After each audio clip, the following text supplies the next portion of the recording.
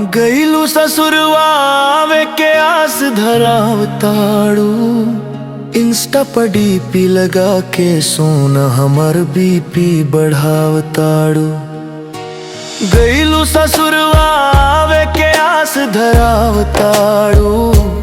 Insta पर DP लगा के सोना हमर बीपी बढ़ावताड़ू।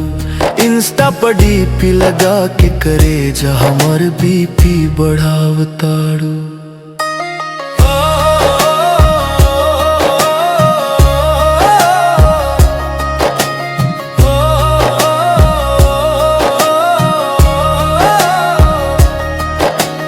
तू का बुझबू ए जान हमार हालात हो।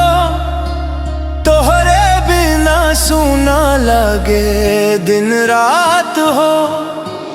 ओकरे खातिर मंदिर में जाके पूजा पाठ करावताड़ू। इंस्टा पर डीपी लगा के सोना हमर बीपी बढ़ावताड़ू। इंस्टा पर डीपी लगा के करेजा हमर बीपी बढ़ावताड़ू।